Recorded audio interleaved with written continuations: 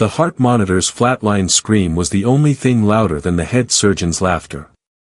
"Dump her in the alley," Dr. Sterling sneered, stepping over Sarah's convulsing, 8-month pregnant body. "We don't waste VIP blood on her kind." Suddenly, the hospital's lights died. In the suffocating dark, the heavy scent of expensive sandalwood and ozone filled the room.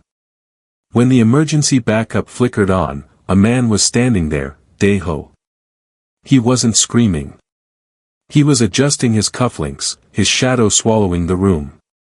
The hospital's elite security force, men trained to kill, didn't move.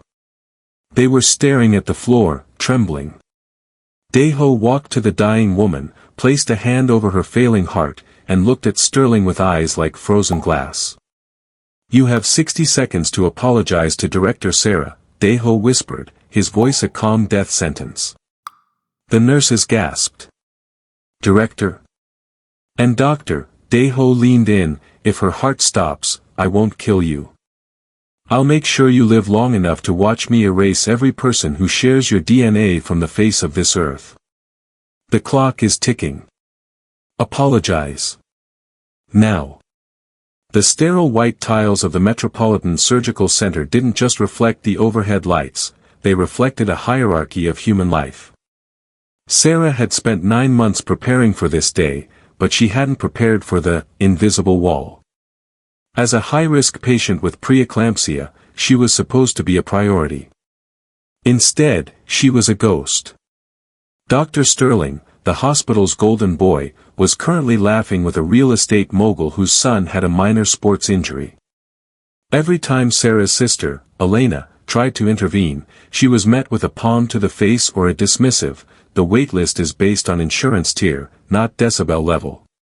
But what Sterling didn't know was that the homeless-looking, black woman gasping for air on the plastic chairs was the result of a 3-year deep-cover operation. Sarah wasn't just a patient. She was the federal auditor who had been tracking the hospital's missing organs ledger, a trail of blood that led directly to Sterling's private offshore accounts. The air in the lobby suddenly changed. It didn't get colder, it got heavier. The glass revolving doors didn't spin, they were stopped dead by a gloved hand. A man in a suit that cost more than the hospital's entire lobby furniture stepped in. This was Dae-ho. In the criminal underworld, he was known as the quiet architect. He didn't break bones, he broke legacies. Dae-ho's presence caused a ripple effect.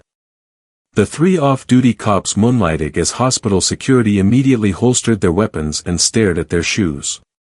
They knew that if Dae-ho was here, the law was already dead. He didn't look at the doctors. He didn't look at the celebrity patients. He walked straight to Sarah, who was now clutching her stomach as a dark stain began to spread across her skirt. He knelt in the grime of the hospital floor, a man who had never bowed to a king, and took her hand. "The file is uploaded," Sarah whispered, her voice cracking through a spasm of pain. "They think I'm just a girl from the streets. They tried to induce the labor early to get me out of the way." Dae-ho's face remained a mask of marble, but a single vein pulsed in his temple. He stood up and turned toward Sterling.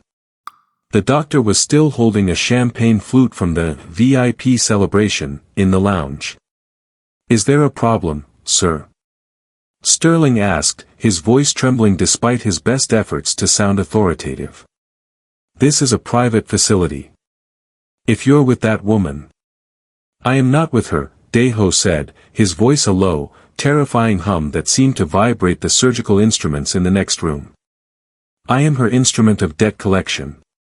And today, your interest is due." He took one step forward. The nurses, who had spent the last hour mocking Sarah's exaggerated pain, suddenly found they couldn't breathe. It was as if the oxygen in the room was being reserved only for those Dae-ho allowed to live. "You have ignored a queen," Dae-ho said. "Now, you will pray to her." Dr. Sterling's hand shook as he slammed the receiver of the lobby's landline phone, but the only sound that greeted him was a hollow, dead silence. He spun around, his face turning a sickly shade of gray. Outside the glass doors, the hospital's elite security team, men he had personally hired to be his iron fist, were no longer standing tall. They were on their knees in the gravel, their heads bowed as if praying to a god they had just met. Dae-ho didn't move a muscle. He simply stood there, checking a gold watch that glinted under the harsh fluorescent lights. "The lines are cut, doctor," he said, his voice as smooth as silk and twice as cold. "No one is coming to save you from yourselves." He gestured to a semicircle of chairs in the center of the lobby. "Everyone. Sit." The nurses, who only minutes ago had been laughing and whispering about Sarah's cheap clothes, scrambled into the seats like terrified children. Sarah lay on the gurney between them, her breathing coming in ragged, painful gasps. She looked at the people who had ignored her cries for help, her eyes filled with a mixture of exhaustion and a strange, quiet fire. "We are going to play a game called the Circle of Truth," Dae-ho announced. He pulled up a chair across from them, leaning forward with his hands clasped. On the large digital screen above the reception desk, a red timer appeared, 60:00. The numbers began to tick backward. "The clock is running," Dae-ho whispered. "If that timer hits 0 and I feel you have been dishonest, this hospital will not be the only thing that ceases to exist. Now, tell the lady what you called her when you thought no one was listening." Nurse Miller, the one who had told Sarah to wait her turn while she was clearly hemorrhaging, began to sob. I said she was just another charity case," she stammered, her voice cracking. "I said she was probably faking the pain for attention." Dae-ho's eyes didn't blink. He looked at the next nurse. One by one, the masks of professionalism crumbled. The lobby, usually a place of healing, became a courtroom of shame. They admitted to every cruel word and every cold-hearted joke they had made about the woman dying right in front of them. Dr. Sterling tried to stand, but a single look from Dae-ho pinned him to his seat. "The apology, doctor," Dae-ho prompted. "Make it sincere. Because every second you waste is a second Sarah loses, and I promise you, if she loses her life, you will lose everything down to your very name." As the insults were confessed out loud, the power shifted. The bullies were no longer the ones in control. They were small, trembling, and stripped of their dignity, while the woman they had looked down on became the most important person in the building. The heavy wheels of Sarah's gurney clicked rapidly against the floor tiles as they rushed her toward the operating room. The Circle of Truth had left the staff shaking, but for Nurse Miller, the fear had turned into a desperate, poisonous thought. She knew that if Sarah lived to testify, her career was over. Sarah hadn't just been suffering, she had been recording everything on a hidden device. As they entered the sterile prep area, Miller hung back for a split second. Her heart hammered against her ribs like a trapped bird. In the cooling unit sat the blood bags labeled for Sarah, type O negative, the universal lifesaver. Next to them was a bag of type AB positive. If that blood entered Sarah's weakened veins, her body would treat it like a poison. It wouldn't just be a medical mistake, it would be an execution. With a quick, trembling hand, Miller swapped the labels. She tucked the correct bag behind a stack of saline and hung the lethal substitute on the 4-pole. She told herself she was just cleaning up a mistake, but the sweat dripping down her forehead told a different story. "Hurry!" Dr. Sterling shouted from the oar, his voice high and panicked. He was already scrubbing in, his eyes constantly darting to the door where Dae-ho's men stood like statues. Dae-ho walked beside the gurney, his hand never leaving the metal rail near Sarah's head. He noticed Miller's shaking hands. He noticed the way she wouldn't look Sarah in the eye. He pulled out his phone and tapped a button, and suddenly, a red digital timer appeared on the large monitors inside the surgery room. 1500 hours. "That is the time remaining until the first incision," Dae-ho said, his voice echoing in the quiet room. "But it is also the time you have to ensure everything is perfect. I have a feeling someone here is still trying to cheat the game." Sarah groaned, her hand reaching out to grab Daeho's sleeve. Her skin was turning a ghostly blue. The clock was no longer just a threat, it was a heartbeat. Every second that passed brought the lethal blood closer to her arm. Miller felt a cold shiver. She realized that Daeho wasn't just watching the doctors, he was watching the equipment, the bags, and the very air they breathed. She had started a fire that she couldn't put out, and as the timer ticked down to 1400 hours, the realization hit her, if Sarah died from that blood, Daeho wouldn't wait for a trial. The race against time had begun, and the finish line was a matter of life or death. The tension in the operating room was thick enough to choke on. Dr. Sterling held his surgical mask with trembling fingers, trying to ignore the red numbers on the monitor counting down. He thought he could still hide behind his title, but the room suddenly filled with a sharp, static hiss. The soft elevator music that usually played over the hospital's intercom died instantly. Then, a voice filled the room. It was Dr. Sterling's own voice, but it sounded different, colder and full of hate. "Just make sure she doesn't make it off the table," the recorded voice of Sterling echoed through the speakers. "If she dies from complications, the audit dies with her. We can just say her heart couldn't take the stress. Who's going to believe a girl like her over us?" The nurses stopped moving. Their faces turned white as they heard their own hushed laughs on the recording. The ghost in the machine was speaking, and it was telling all their darkest secrets. Another voice joined in, the CEO of the hospital, talking about how much money they would save by disposing of the evidence. Daeho stood in the corner of the room, his shadow stretching across the floor. He wasn't even looking at the speakers. He was looking at his watch. "You thought you were the only ones watching the cameras," he said quietly. "But I have been in your walls for 6 months.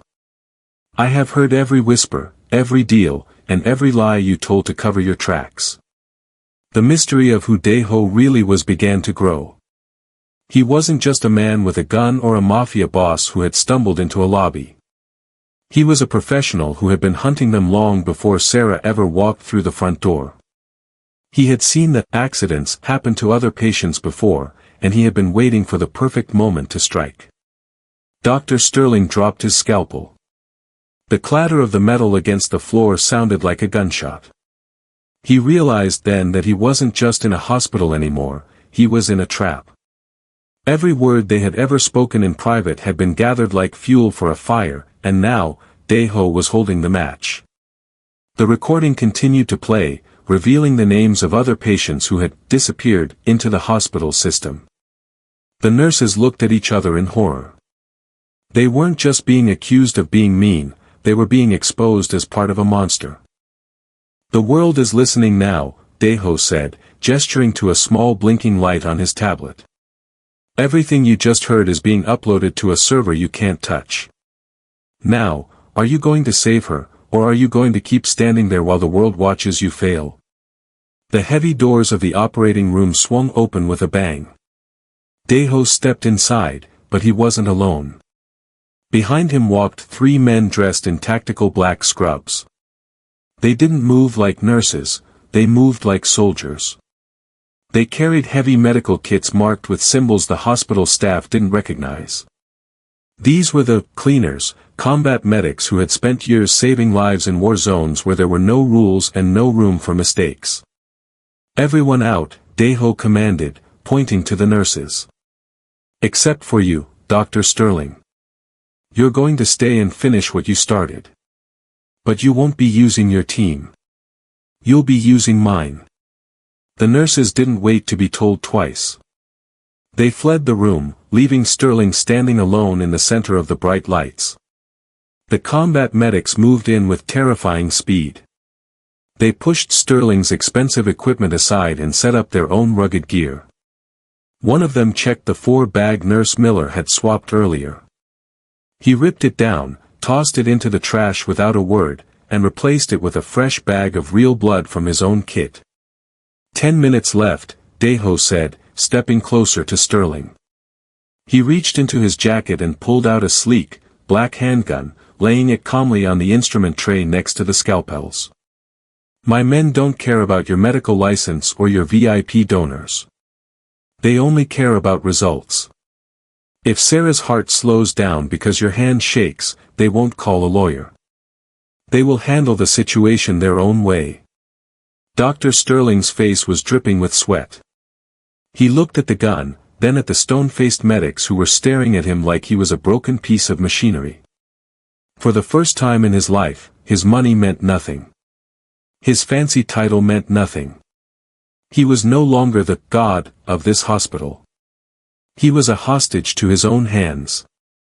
"Begin," the lead medic growled, his voice muffled by a black mask. Sterling picked up the scalpel. His fingers, which were usually so steady and arrogant, were trembling so hard the metal clattered. He had to perform a perfect C-section while a Mafia boss watched his every move and war-hardened medics stood ready to take him down. The arrogant surgeon had finally realized the truth. He was now the lowest status person in the room, and the only way to leave that room alive was to save the woman he had tried to destroy. Outside in the waiting area, Sarah's sister, Elena, sat with her face buried in her hands. To anyone passing by, she looked like a grieving relative. But as the hospital's alarm system continued to hum in the background, her eyes darted toward the black leather bag Sarah had brought with her.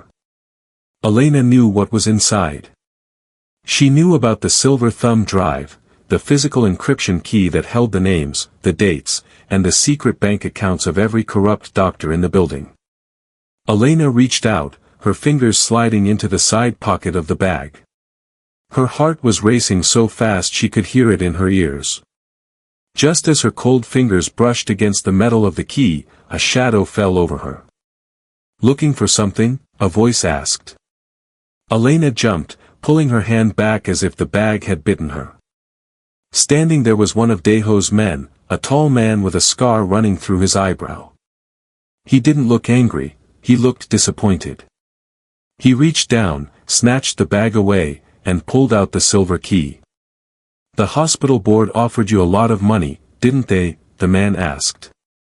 Elena started to cry, but they weren't tears of sadness. They were tears of guilt. "They said they would let her live if I gave them the files." Elena sobbed, her voice echoing in the empty hallway. "They told me they just wanted to erase the evidence, and then they would give her the best care." The man shook his head. "They didn't want to save her, Elena. They were waiting for you to find this so they could kill her without leaving a trace." The truth hit like a physical punch to the stomach. The board hadn't been waiting for Sarah to get better, they were waiting for the key. Without the encryption key, Sarah's files would automatically send themselves to the police the moment her heart stopped. The only thing keeping Sarah alive wasn't the doctor's mercy, it was their greed. Suddenly, the lobby's glass doors shattered. A group of men in dark suits and tactical vests burst in. They weren't police, and they weren't Deho's men.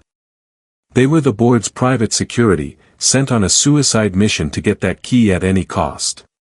The stakes had just exploded. It was no longer a secret investigation. It was an all-out war for the truth, and Sarah was trapped in the middle of it while lying on the operating table. Elena watched in horror as the men pointed their weapons toward the ore. She had betrayed her sister for a lie, and now, the monsters were coming to finish the job. Inside the operating room, the air was thick with the smell of chemicals and the heavy silence of men holding their breath. Dr. Sterling worked with frantic, clumsy speed, his hands slick with sweat inside his latex gloves.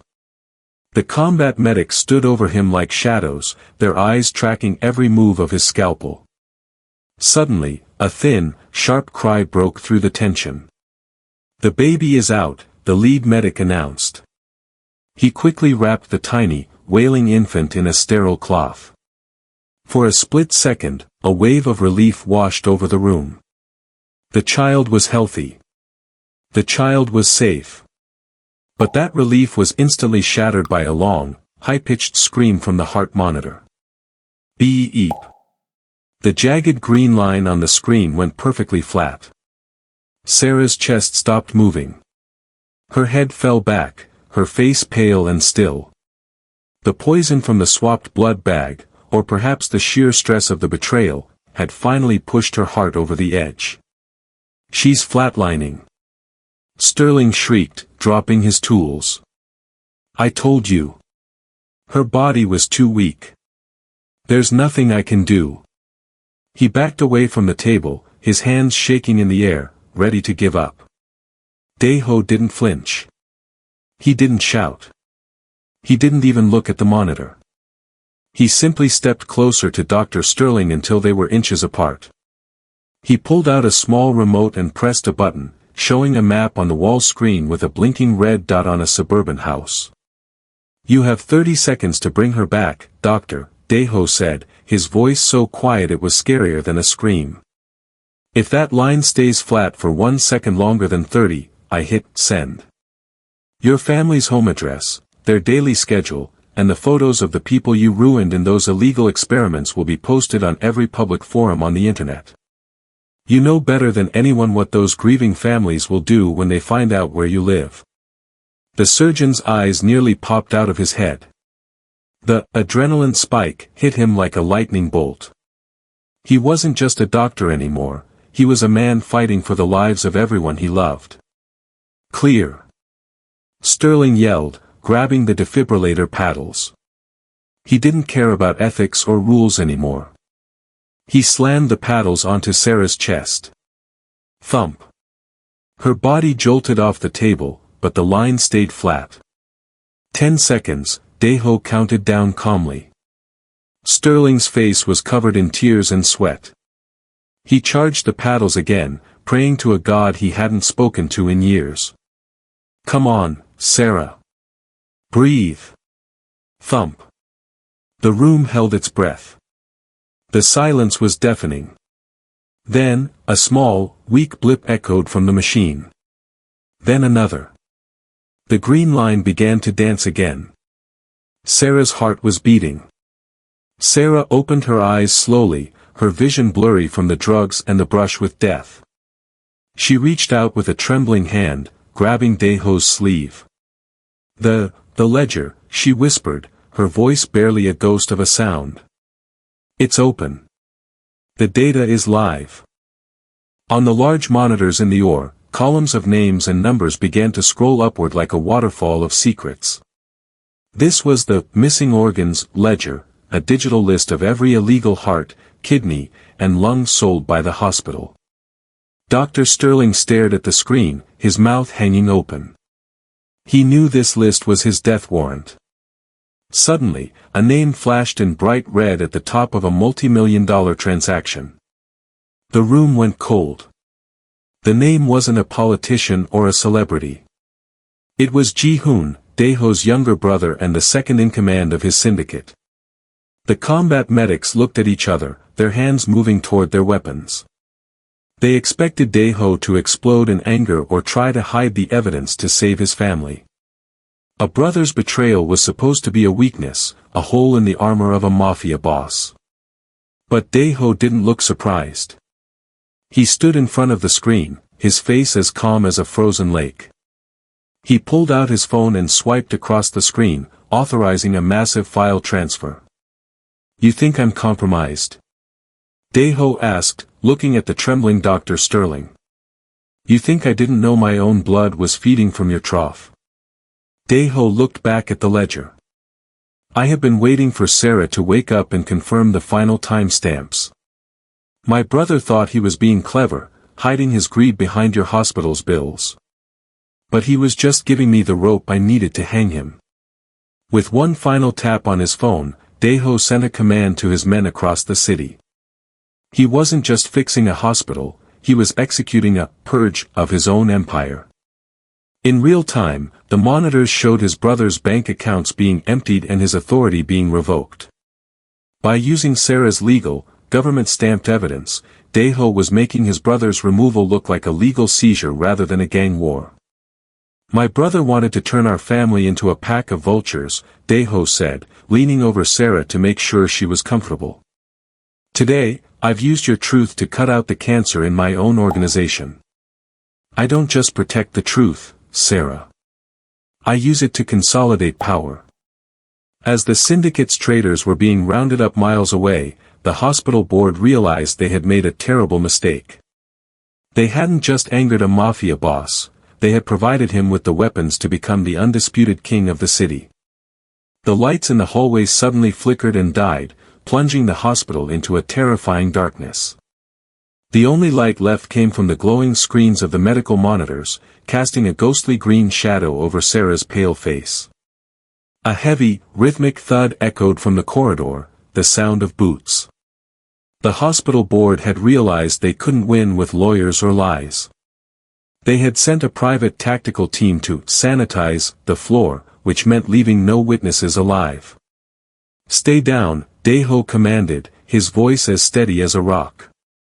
He didn't reach for a gun first. Instead, he moved to a large metal tank of pressurized oxygen. The heavy doors were kicked open, and the red laser sights of tactical rifles danced across the walls. The attackers moved in silence, their faces hidden by gas masks. They didn't care about the baby or the recovering mother, they were here to erase the evidence. Daeho acted with a speed that was a blur. He tipped a heavy tray of surgical instruments onto the floor to create a distraction, and as the gunman turned toward the noise, he released the valve on the oxygen tank. A high-pitched hiss filled the room. Then, he grabbed a high-powered medical laser used for cauterizing wounds. With a single flick of his wrist, he aimed the laser at the escaping gas. A brilliant flash of blue light blinded the attackers. Daeho used the moment to move. He didn't just fight, he used the hospital itself as a weapon. He pushed a heavy, motorized X-ray machine into the path of the first two men, pinning them against the wall with a sickening crunch. Sarah clutched her newborn baby to her chest, her heart hammering against her ribs. She couldn't move her legs yet, but she watched in awe as the quiet architect lived up to his name. He used a defibrillator to shock a man trying to climb through the side door, the electrical crackle lighting up the dark room like a bolt of lightning. "Is this how it ends?" Sarah whispered, her voice trembling as she shielded her child from the sparks. "No," Daeho replied, stepping over a fallen guard to stand between her and the door. "This is how they realize they've run out of places to hide." The tactical team, realizing they were being picked apart in the dark by a man who knew the room better than they did, began to retreat. But Daeho wasn't letting them go. He had turned the operating room into a fortress, and for the first time, the hunters realized they were the ones trapped in a cage. The survival thriller was far from over, but the message was clear: no one was touching the mother or the child as long as Daeho was breathing. The smoke from the skirmish had barely cleared when the elevator doors hissed open. A group of men in sharp, expensive suits stepped out, led by the hospital's head lawyer. He wasn't carrying a gun, he was holding a stack of legal papers. Behind him stood a group of grim-faced men from the city's psychiatric department. "Enough of this madness," the lawyer announced, his voice booming with fake authority. He held up a document. "This is an involuntary commitment order. It states that the patient, Sarah, is mentally unstable and a danger to herself. We are taking custody of her and the infant immediately. Mr. Daeho, if you interfere, you are kidnapping a ward of the state." Dr. Sterling, still shaking in the corner, let out a hysterical laugh. "It's over. You can't fight the law, Daeho. We have the signatures." But Sarah, propped up against her pillows, didn't look scared. She looked bored. She reached into her gown and pulled out a small, laminated card she had kept hidden the entire time. She held it up so the lawyer could see the gold seal and the official watermark. "You're right, Sterling," Sarah said, her voice now loud and commanding. "You can't fight the law. Especially when the person you're talking to is the law. I am Director Sarah Jenkins, Chair of the National Medical Board. I didn't come here to audit your books. I came here to dismantle your lives." The lawyer's face turned the color of ash. The papers in his hand fluttered to the floor. But Sarah wasn't finished. She tapped a command into her tablet, and a map of the city appeared on the wall, covered in hundreds of blinking red dots. Every VIP donor who bought an organ from this hospital has a tracking chip in their medical file, Sarah explained, her eyes cold. I've linked my heart rate to the public release of those names. If I die, or if I am committed to a ward, those names are sent to every major news outlet in the world. The governors, the judges, and the billionaires who used your illegal services will be exposed instantly. The room went deathly quiet.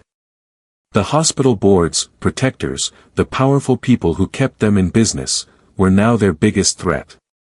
If the VIPs found out the board had put their reputations at risk, they wouldn't send lawyers, they would send cleaners to get rid of the board. The status nuke had been dropped. The nurses and doctors who had treated Sarah like a nobody realized they were looking at the woman who could end their entire world with a single heartbeat. The people who thought they were the hunters were now looking at the exit, realizing their own clients were about to become their executioners. Dr. Sterling's phone buzzed in his pocket. It was a private message from the board's hidden server. The text was simple and cruel: kill her now, and a private jet is waiting for you at the south hangar. If she speaks, you are on your own. Sterling looked at the bed. Sarah was weak, her eyes closed as she held her baby. He looked at the surgical scalpel on the tray. It would be so easy. A single cut, a quiet moment, and he could fly away from this nightmare. His fingers reached for the cold metal handle. Go ahead, doctor, Deho's voice rang out, startling him. The Mafia boss was standing by the wall of security monitors. With a quick tap, Deho maximized the view of the hospital's front gates. Sterling gasped. The street was no longer empty. A massive crowd had gathered under the dim streetlights. These weren't protesters with signs, these were the grieving families of the patients Sterling had lost over the years. Fathers, mothers, and children stood there in a heavy, angry silence. Some held photos of their loved ones, people who had entered this hospital for simple surgeries and never came out. The board is offering you a jet, Deho said, leaning against the monitors. But I am offering you a choice. If you save Sarah and her child, you will go to prison. You will lose your license, but you will be alive behind bars. Deho stepped closer, his shadow falling over the trembling doctor. But if you pick up that scalpel to hurt her, I won't stop you. I'll simply walk to the front desk and press the button that unlocks every door in this building. I'll turn on the lights and tell that crowd exactly which room you are in. I wonder how far that jet can fly if you can't make it to the parking lot. The psychological weight hit Sterling like a physical blow. He looked at the screen, at the hundreds of eyes waiting for justice, and then at the sharp blade in his hand. The walls of his world were closing in. He realized that the board didn't care about him, they were just using him one last time to pull the trigger. The arrogant surgeon collapsed onto his knees, the scalpel clattering onto the floor. He began to sob, his shoulders shaking as the last of his pride vanished. He wasn't a god or a VIP anymore. He was a cornered man who had finally run out of lies. I'll save her, Sterling choked out through his tears. I'll do whatever you want. Just don't let them in. Please, don't let them in. Deho didn't smile. He just looked at the broken man on the floor. Then get to work, doctor. You have a long night of making amends ahead of you. The members of the hospital board scrambled onto the roof, their expensive shoes skidding on the wet gravel. The sound of a helicopter's rotors thundered above them, a beautiful noise that meant escape and safety. They crowded into the cabin, shouting at the pilot to go, to fly anywhere as long as it was away from the truth. But as the helicopter lifted into the air, it didn't turn toward the city skyline. Instead, it circled the roof once and descended slowly, landing on a secret platform that lowered them deep into the bowels of the building. When the doors opened, the board members didn't find a safe haven. They found themselves in the discard room, the cold, dark basement where they had hidden the evidence of their crimes for years. In the center of the room, Sarah sat in a wheelchair, her baby wrapped in a soft blanket in her arms. Dae-ho stood behind her, his hands resting on the handles of her chair. The board members tumbled out of the helicopter, their faces twisted in confusion and terror. "You can't keep us here," the CEO screamed, clutching his leather briefcase. "We have offshore accounts. We have power." Sarah didn't raise her voice. She simply tapped a button on her tablet. A massive projector on the concrete wall flickered to life, displaying a series of bank logos and rapidly changing numbers. "You had power," she said quietly. "And you had accounts." She tapped the screen again. A bright red line slashed through the CEO's primary savings account. The number, which had been in the millions, tumbled down like a waterfall, digits flying past until it hit a solid, cold $0. "That was your mansion in the hills," Sarah said, her voice steady. She tapped again. Another board member let out a strangled cry as his investment portfolio vanished into thin air. "And that was your private island." One by one, they watched their entire lives being erased. Sarah wasn't using a gun or a knife, she was using the very systems they had used to steal from their patients. She was liquidating their assets, transferring their stolen wealth into a trust fund for the families they had harmed. "You spent years treating people like they were just numbers on a page," Sarah said, looking them in the eyes. "So, I decided to return the favor. As of this moment, you own nothing. Not your cars, not your homes, and not even the suits you are wearing. You aren't just out of a job. You are out of a history." The men who had walked onto the roof as kings now stood in the basement as ghosts. They stared at the empty screens, their mouths open in shock.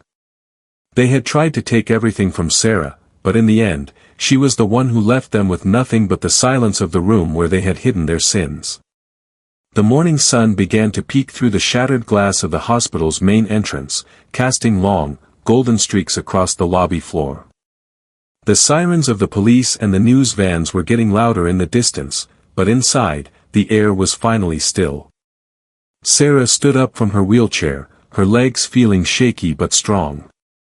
She held her baby close, the child's soft breathing the only sound in the cavernous room. Dr. Sterling and the nurses were being led away in handcuffs, their heads bowed in shame. As they passed Sarah, they didn't look at her with hate anymore, they looked at her with a fear that would last a lifetime. Dae-ho walked toward Sarah, stopping just outside the circle of sunlight.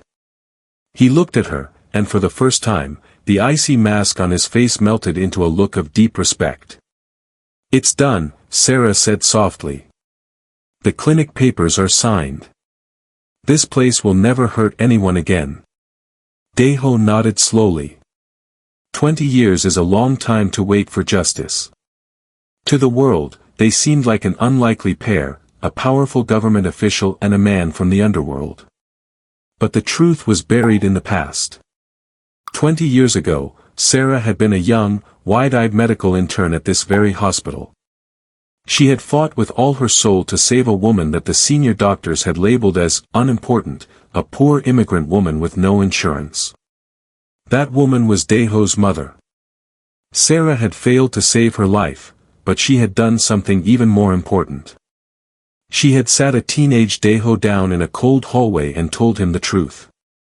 She told him that his mother didn't die because she was sick, she died because the hospital chose not to use the medicine she needed. On that night, a pact was made. Sarah promised to climb the ladder of the medical world to expose the rot, and Dae-ho promised to grow powerful enough to protect her when the time came to strike. "You saved my mother's dignity when no one else would," Dae-ho whispered, his voice thick with emotion. "Today, my debt is finally paid." Sarah reached out and touched his hand, a silent goodbye between two people who had spent their entire lives preparing for this one night. She turned and walked toward the front doors. As she stepped out into the bright, warm morning air, the crowd of families parted for her, bowing their heads in gratitude. Behind her, the quiet architect stepped back into the shadows of the building. He watched her go until she was just a speck in the sunlight, a mother and her child starting a new life in a city that was finally clean. He closed the file in his mind, turned around, and vanished into the darkness of the hospital he had helped destroy. Justice had been served, and the 20-year debt was settled at last.